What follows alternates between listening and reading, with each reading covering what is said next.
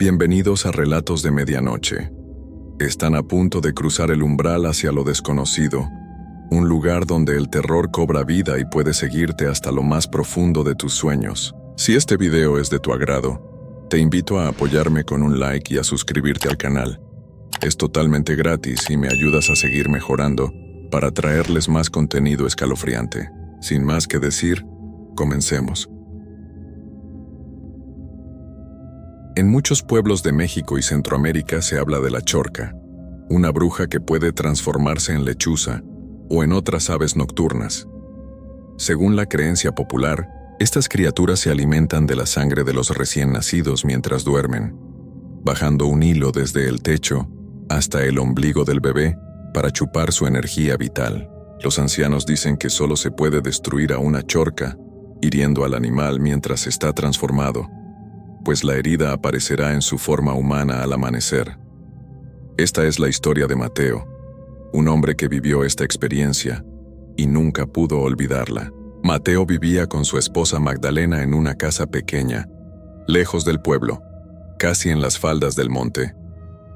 Era un lugar tranquilo pero solitario, donde los árboles se veían negros cuando caía la noche y el viento hacía ruidos extraños entre las ramas.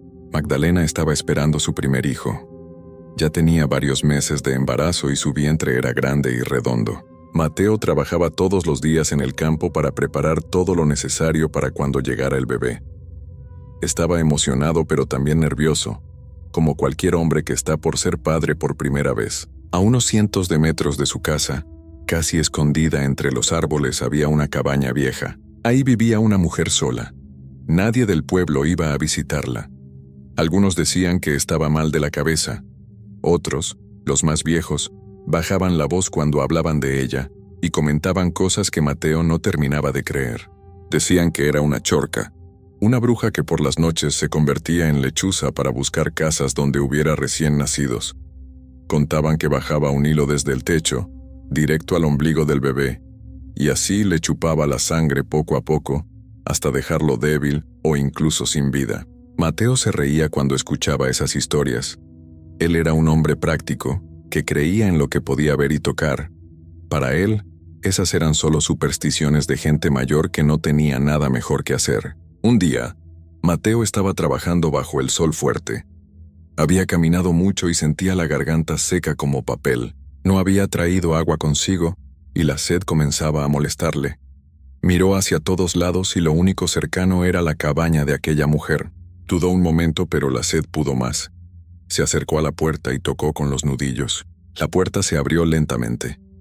La mujer que apareció era delgada, con el cabello largo y enredado.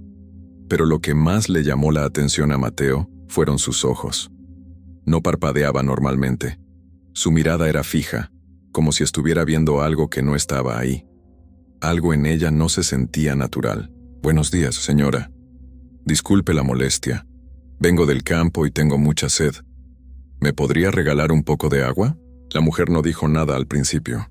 Solo lo miró de arriba abajo, como estudiándolo. Luego asintió despacio y entró a la cabaña. Mateo se quedó afuera, esperando. Cuando ella regresó, traía un cántaro de barro lleno de agua. Se lo extendió sin decir palabra.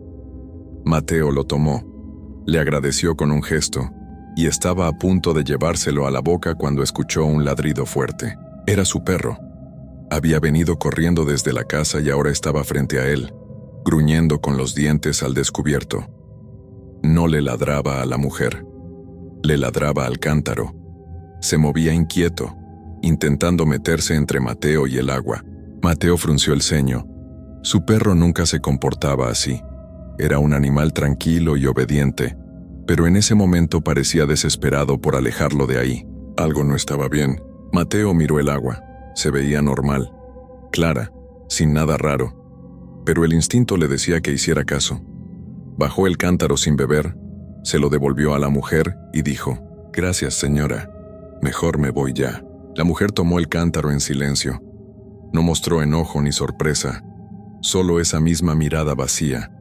Mateo le dio la espalda y caminó rápido hacia su casa, seguido por su perro que no dejaba de mirar hacia atrás. Esa noche, cuando llegó a casa, Mateo le contó a Magdalena lo que había pasado.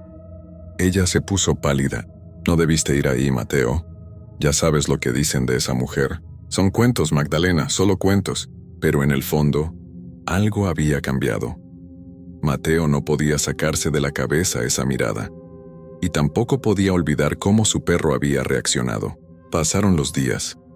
Magdalena comenzó a sentir los primeros dolores. Era hora. El bebé estaba por nacer. Mateo corrió a buscar a la partera del pueblo. Cuando regresaron, Magdalena ya estaba acostada, respirando con dificultad. La partera trabajó durante horas. Afuera, la noche cayó oscura y pesada.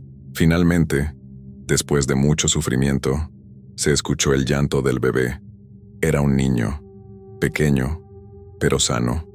Mateo lo sostuvo entre sus brazos y sintió una felicidad que nunca antes había conocido. Pero esa felicidad no duró mucho. Mientras miraba a su hijo, Mateo sintió algo extraño, como si alguien los estuviera observando. Volteó hacia la ventana y lo que vio lo dejó helado. Afuera, posada en la rama de un árbol, había una lechuza enorme. No se movía, solo miraba. Sus ojos brillaban en la oscuridad con un resplandor que no era natural, y entonces, desde lejos, comenzaron a ladrar todos los perros del pueblo, uno tras otro, como si algo los hubiera asustado al mismo tiempo. Mateo cerró la ventana con fuerza. Le dijo a la partera que se quedara con Magdalena y el bebé. Él no iba a dormir esa noche, iba a quedarse despierto, vigilando. Las horas pasaban lentas.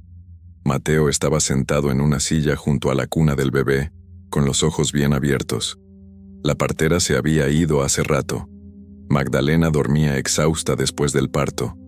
La casa estaba en silencio, pero era un silencio que pesaba, que incomodaba. El bebé dormía tranquilo. Su respiración era suave y pausada. Mateo lo miraba con ternura, pero también con miedo. No sabía exactamente de qué, pero algo dentro de él le decía que no bajara la guardia. De pronto escuchó un silbido. No era el viento, no era ningún animal que él conociera. Era un sonido agudo, como si alguien estuviera llamando desde lejos. Venía de afuera, del monte. Mateo se levantó despacio y caminó hasta la ventana. No vio nada, solo la oscuridad. Pero el silbido seguía ahí, moviéndose de un lado a otro, como si lo que fuera que lo hacía estuviera rodeando la casa. Entonces el bebé comenzó a moverse. No lloraba. Solo se retorcía un poco, como si algo lo molestara. Mateo regresó rápido a la cuna y lo revisó. Todo parecía normal, pero cuando alzó la vista hacia el techo, vio algo que lo dejó sin aire. Del techo bajaba un hilo. No era una telaraña. Era algo más grueso, húmedo, brillante. Se movía despacio, como una serpiente, buscando al bebé. Se acercaba directo al ombligo del niño. Mateo no lo pensó. Extendió la mano y lo arrancó de un tirón. El hilo se rompió con un sonido viscoso, como cuando se parte algo vivo. El pedazo que tenía en la mano temblaba, se retorcía. Lo soltó con asco y cayó al suelo, donde dejó de moverse. El bebé comenzó a llorar. Mateo lo levantó y vio una pequeña marca roja en su ombligo. Una herida fresca, apenas comenzando a sangrar. El corazón le latía tan fuerte que sentía que se le iba a salir del pecho. Algo había estado dentro de su casa. Algo había intentado hacerle daño a su hijo. Mateo salió corriendo de la habitación, con el bebé en brazos. Abrió la puerta principal de golpe y miró hacia arriba, al techo, y ahí estaba. No era una lechuza, no del todo. Era algo más grande, más deforme. Tenía alas, sí, pero también brazos, y piernas largas y flacas que terminaban en garras. La cara era humana, pero torcida, con ojos enormes que brillaban como los de un animal. La boca estaba abierta y de ella colgaba otro hilo moviéndose en el aire. Era la chorca. Mateo sintió que el mundo se le venía encima. Todo lo que había escuchado, todo lo que no había querido creer, era real. Estaba ahí, frente a él, sobre el techo de su propia casa. La criatura lo miró sin miedo. Incluso parecía burlarse, como si supiera que Mateo no podía hacer nada. Pero Mateo no era un hombre que se quedara quieto. Buscó algo con la mirada, una piedra, un palo, lo que fuera. Vio una piedra grande junto a la puerta. La levantó con una mano, apuntó bien y la lanzó con toda su fuerza. La piedra le dio justo en la cara a la criatura. Se escuchó un golpe seco y un grito. No era un grito de animal, era un grito humano, de mujer. La chorca cayó del techo, revoloteó torpemente en el aire y se alejó hacia el monte. Mateo la vio perderse entre los árboles. Luego regresó adentro, cerró la puerta con llave y abrazó a su hijo. Magdalena despertó asustada por el ruido. ¿Qué pasó, Mateo? Él no dijo nada en ese momento. Solo se quedó ahí, con el bebé en brazos, vigilando la puerta. Cuando amaneció, Mateo no pudo quedarse tranquilo. Tenía que saber, tenía que confirmar lo que sospechaba. Dejó a Magdalena y al bebé con su hermano, que vivía cerca, y caminó hacia la cabaña. Cuando llegó, tocó la puerta. Nadie respondió. Volvió a tocar más fuerte. Finalmente, la puerta se abrió. Era la mujer, la misma de siempre, pero había algo diferente. Tenía un ojo morado, hinchado. Justo del lado donde Mateo había lanzado la piedra a la criatura, Mateo sintió que la sangre se le helaba. No había duda. La mujer y la chorca eran la misma cosa. Ella lo miró fijamente sin decir nada, y luego sonrió. Una sonrisa lenta, sin alegría, como si estuviera diciendo, «Ya lo sabes». Mateo dio un paso atrás. No dijo nada. Solo se dio la vuelta y caminó de regreso a su casa. Pero sabía que eso no había terminado. Sabía que la criatura iba a regresar. Esa noche Mateo no durmió. Preparó todo. Afiló su machete. Revisó cada rincón de la casa. Y esperó. Cuando cayó la noche, el silbido volvió. Más cerca. Más claro. Mateo miró hacia el techo y vio cómo el hilo comenzaba a bajar otra vez. Pero esta vez, Mateo estaba listo. Salió de la casa sin hacer ruido. Subió al techo con cuidado, agarrando el machete con fuerza. Y ahí estaba la criatura, agachada, concentrada en bajar el hilo hacia adentro. Mateo no le dio tiempo de reaccionar. Levantó el machete y golpeó con toda su fuerza. El filo cortó limpio. La cabeza de la chorca salió volando y cayó al suelo con un golpe sordo. El cuerpo comenzó a retorcerse, a deshacerse. Se convirtió en un vapor oscuro que olía a podrido, a tierra mojada, a algo que llevaba mucho tiempo sin vida. En unos segundos, no quedaba nada, solo la cabeza. Esa sí quedó, humana otra vez, con los ojos cerrados, y esa sonrisa todavía dibujada en los labios. Mateo bajó del techo con la cabeza envuelta en un trapo. No quería verla. No quería tocarla más de lo necesario, pero sabía que no podía dejarla ahí. Tenía que hacer algo con ella, algo definitivo. Al día siguiente, muy temprano, Mateo fue a buscar al sacerdote del pueblo. El padre Ramiro era un hombre viejo, de voz tranquila, pero que conocía bien las historias oscuras de esa región. Cuando Mateo le contó lo que había pasado, el sacerdote no se sorprendió. Solo asintió despacio, como si siempre hubiera sabido que ese día llegaría. Tenemos que enterrarla en el Panteón Viejo, hijo. Es el único lugar donde no podrá volver, pero hay que hacerlo antes del mediodía, antes de que alguien más se entere. Así lo hicieron. Fueron juntos con la cabeza envuelta y cavaron un hoyo profundo en una esquina del panteón abandonado. El padre Ramiro rezó en voz baja mientras la enterraban. Mateo echó la tierra encima con prisa, como si temiera que la cosa fuera a despertar en cualquier momento. Cuando terminaron, el sacerdote puso una cruz de madera sobre el lugar y volvió a rezar. Luego miró a Mateo a los ojos y le dijo, «Ya está, ya no volverá, pero tú debes cuidar a tu hijo, siempre, porque aunque esta criatura ya no esté, hay otras». Y los recién nacidos siempre están en peligro. Mateo asintió. No hacía falta que se lo dijeran 2 veces. Esa misma tarde la gente del pueblo se dio cuenta de que la cabaña de la mujer estaba vacía. Nadie sabía dónde había ido. Algunos preguntaron, otros sospecharon, pero nadie se atrevió a decir nada en voz alta. Esa noche, un grupo de hombres del pueblo, los mismos que siempre habían sabido la verdad sobre aquella mujer, fueron hasta la cabaña con antorchas. Sin decir palabra, prendieron fuego a la construcción. Las llamas subieron rápido, iluminando el monte entero. La cabaña ardió hasta no quedar nada más que cenizas y madera quemada. Nadie lloró por ella. Nadie preguntó. Todos sabían que era mejor así. Los años pasaron. El hijo de Mateo creció sano y fuerte. Era un niño alegre, curioso, lleno de vida. Mateo lo cuidaba con atención, pero también con cariño. Nunca le contó lo que había pasado aquella noche. No quería asustarlo. No quería que creciera con miedo. Pero una noche, cuando el niño tenía ya unos 7 años, despertó gritando. Mateo corrió a su cuarto y lo encontró sentado en la cama, temblando, con los ojos llenos de lágrimas. «¿Qué pasó, hijo? ¿Qué soñaste?» El niño lo miró todavía asustado y dijo, «Soñé con una señora. Me ofreció agua, pero cuando iba a beber se convirtió en lechuza y volaba sobre mí. Trataba de bajar algo desde arriba, algo que brillaba». Mateo sintió que se le helaba la sangre. Su hijo no sabía nada, nunca le había contado, pero de alguna manera lo había soñado, como si la memoria de aquello estuviera marcada en él desde antes de poder recordar.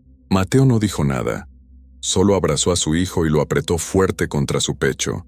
Se quedó ahí, sentado en la cama, acariciándole la cabeza hasta que el niño volvió a dormirse. Pero Mateo no durmió, se quedó despierto toda la noche, vigilando, como aquella vez, como tantas veces después, porque aunque la chorca había sido destruida, aunque su cabeza estaba enterrada en tierra bendita, aunque su cabaña no era más que un recuerdo quemado, Mateo sabía algo que nunca podría olvidar. Sabía que hay cosas en este mundo que no se van del todo, que esperan, que acechan, que buscan a los más débiles, a los más pequeños, a los que no pueden defenderse.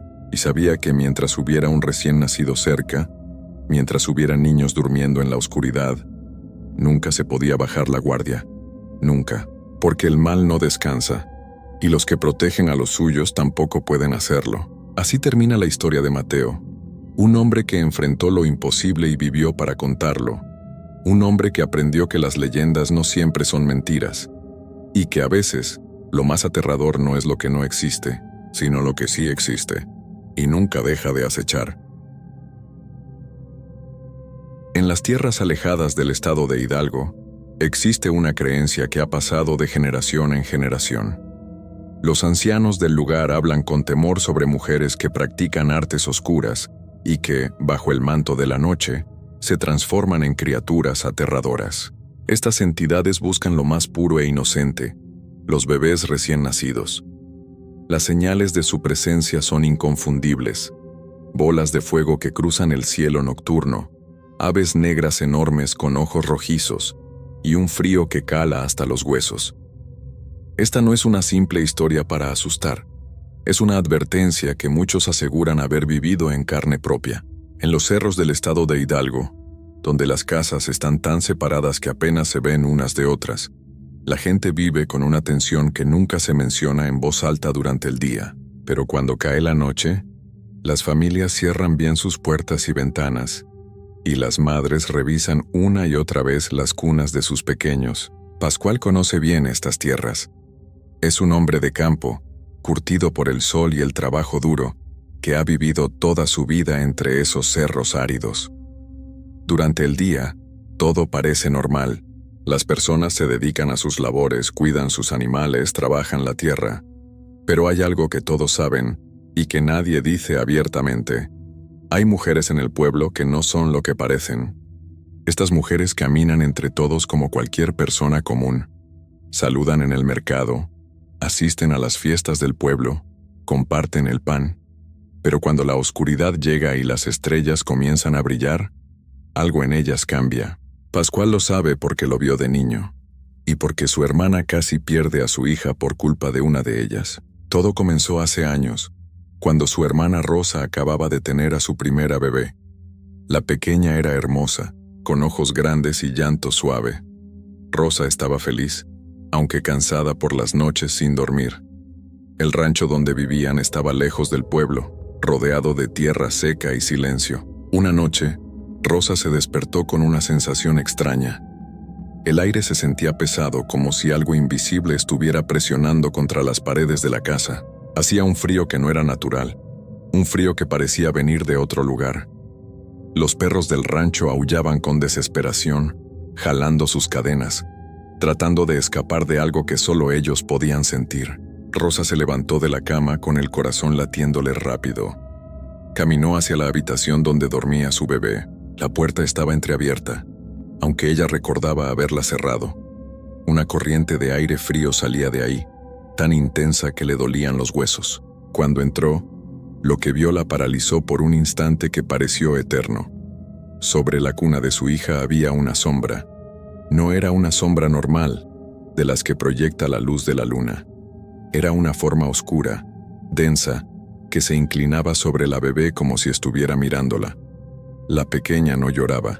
Estaba en completo silencio, con los ojos abiertos pero sin expresión, como si algo la tuviera atrapada en un sueño profundo. Rosa sintió que el terror le subía por la garganta, pero el amor de madre fue más fuerte.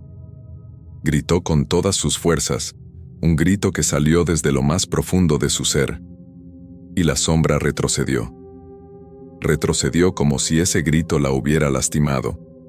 En un parpadeo, desapareció por completo dejando solo el frío y el silencio. La bebé comenzó a llorar por fin, un llanto fuerte y sano. Rosa la tomó en brazos, temblando, sin poder creer lo que acababa de ver. Su esposo llegó corriendo, pero la presencia ya se había ido. Al día siguiente, Rosa fue a buscar a la curandera del pueblo. La anciana la escuchó con atención, sin sorpresa en su rostro arrugado. Cuando Rosa terminó de contar, la curandera asintió lentamente. «Fue una de ellas», dijo con voz firme. «Estuvo vigilando tu casa, vio a tu niña y la quiso para sus trabajos oscuros. La inocencia de los recién nacidos les sirve, les da poder». Rosa sintió que las piernas le temblaban. «¿Cómo puedo protegerla?». La curandera le enseñó todo lo que sabía. Le dijo que colgara ramos de ruda en las puertas y ventanas, que pusiera sal en los marcos, que rezara todas las noches, y sobre todo, que nunca dejara a la bebé sola cuando la noche fuera muy oscura. Pascual recuerda esa época con claridad. Él era joven entonces, pero ayudó a su hermana a proteger el rancho. Colgaron las hierbas, echaron la sal, rezaron las oraciones que la curandera les enseñó, y durante semanas vigilaron. Las señales llegaban algunas noches. Una bola de fuego cruzaba el cielo, moviéndose de forma extraña, sin hacer ruido, como si flotara con intención. Los perros se volvían locos. El frío antinatural regresaba. Pero nunca más entró nada a esa casa. Con el tiempo, Rosa y su familia se mudaron más cerca del pueblo, donde había más casas, más gente, más luz. La bebé creció sana, sin recordar nada de aquello. Pero Rosa nunca olvidó, y le contó a Pascual todo, para que él también lo supiera, para que estuviera preparado. Pascual pensó que esas cosas solo le pasaban a su familia, hasta que escuchó otras historias. Historias de otros ranchos, de otras familias que habían vivido lo mismo. Una de esas historias le heló la sangre. En un rancho más alejado aún, vivía una familia joven. El padre se llamaba Miguel. Tenía apenas 28 años y acababa de tener su primer hijo varón. Miguel trabajaba la tierra de sol a sol, orgulloso de poder mantener a su familia. Su esposa, Lucía, cuidaba al bebé con todo el amor del mundo. Un día, mientras Miguel estaba en el pueblo comprando provisiones, una anciana se acercó a su casa. Lucía la vio venir por el camino polvoriento, caminando despacio, apoyándose en un bastón. La mujer tenía el rostro arrugado y los ojos muy oscuros. Lucía, que había sido criada para ser amable con los mayores, la invitó a pasar y le ofreció agua fresca. La anciana aceptó y se sentó en la sala, pero sus ojos no dejaban de buscar algo. Miraba hacia las habitaciones, como si estuviera buscando algo específico. «Escuché que tuviste un bebé», dijo la anciana con una sonrisa extraña. «Me gustaría verlo. Los niños me traen alegría en mi vejez». Algo en el tono de su voz hizo que Lucía sintiera un escalofrío. pero no quiso ser grosera. Trajo al bebé envuelto en su cobija, y la anciana lo miró con una intensidad que no era normal. Se inclinó muy cerca del pequeño, tanto que Lucía tuvo que dar un paso atrás. «¡Qué hermoso!», susurró la anciana. «¡Qué puro!». Y había algo en esas palabras que sonaba mal, como si estuviera probando comida. La anciana se fue poco después, pero Lucía no pudo quitarse de encima la sensación de incomodidad.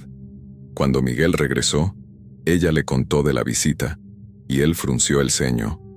No conocía a ninguna anciana que viviera por esos rumbos. Esa noche todo cambió.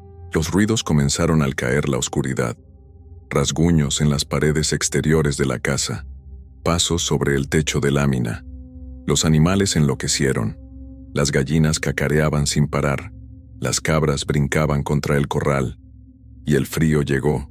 Ese frío que no tiene explicación, que hace que el aliento se vuelva vapor aunque sea verano. El bebé comenzó a llorar de una forma desesperada, como si algo lo estuviera lastimando.